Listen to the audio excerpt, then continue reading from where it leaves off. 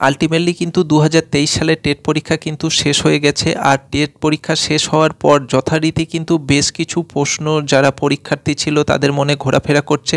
Number 1 বিষয় হচ্ছে যে টেট পরীক্ষা তো হয়ে গেল, তাহলে এখন নিয়োগটা কবে থেকে শুরু হচ্ছে, নিয়োগের বিষয়ে প্রাইমারি শিক্ষা দপ্তরের কি বক্তব্য।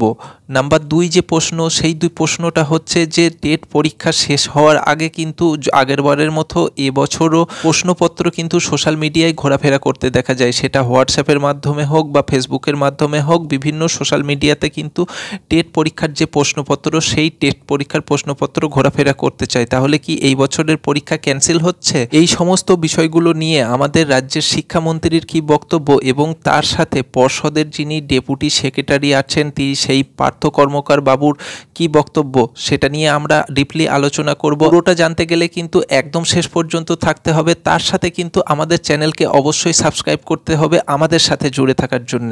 প্রথম যে প্রশ্নটা আসছে যে টেট পরীক্ষা শেষ হয়ে গেল, এখন নিয়োগের ব্যাপারে কি ভাবছে সরকার, তার উত্তর হলো, তার উত্তরে যেটা আমাদের শিক্ষামন্ত্রী জানিয়েছেন যে টেট পরীক্ষা পাশ করা মানেই কিন্তু চাকরি পাওয়া নয়। তাহলে টেট পরীক্ষাটা কি?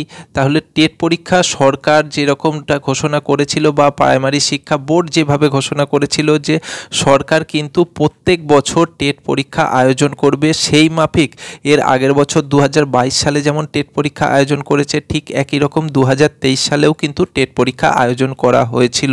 একই রকম কিন্তু সামনের বছরও টেট পরীক্ষা আয়োজন করা হবে।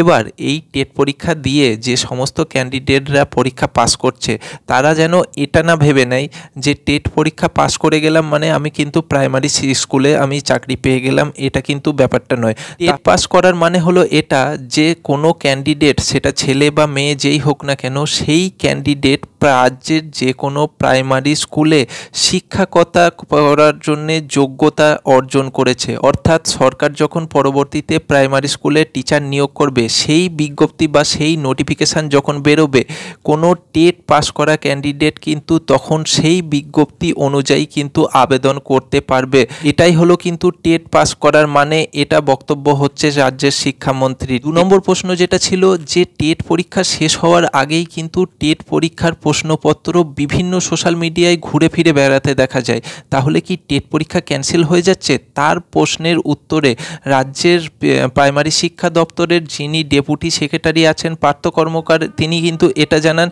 যে এরকমটা কিন্তু মোটেই নয় যে পরীক্ষা ক্যান্সেল হয়ে যাচ্ছে।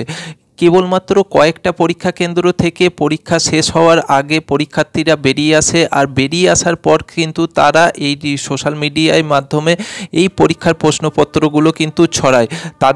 তার যে বক্তব্য যে এই ঘটনাটা কিন্তু সম্পূর্ণ অনভিপ্রেত, মানে এই ঘটনাটা কখনোইভাবে হওয়া উচিত ছিল না যে পরীক্ষা শেষ হলো না তার আগে টেট পরীক্ষার্থীরা তাদের যে অ্যান্সার শিট বা ওএমআর শিট সেটা জমা দিয়ে দিল, আর তারপর তারা পরীক্ষা হল থেকে বাইরে বেরিয়ে এলো।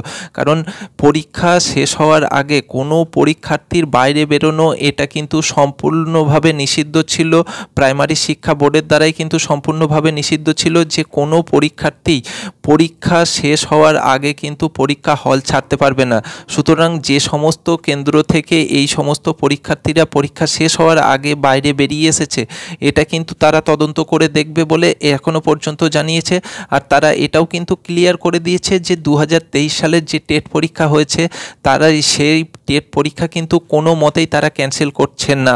তো এটা ছিল 2023 সালের যে টেট পরীক্ষা, সেই টেট পরীক্ষা নিয়ে কিন্তু গুরুত্বপূর্ণ আপডেট তোমাদের জন্যে। হ্যাঁ, এই বিষয়ে তোমাদের কি মন্তব্য সেটা কিন্তু কমেন্ট বক্সে অবশ্যই জানাবে, আর তোমাদের মনে যদি কোনো প্রশ্ন থেকে থাকে সেটাও কিন্তু কমেন্ট বক্সে অবশ্যই করবে। আমাদের সাথে জুড়ে থাকার জন্য কিন্তু চ্যানেলকে অবশ্যই সাবস্ক্রাইব করবে।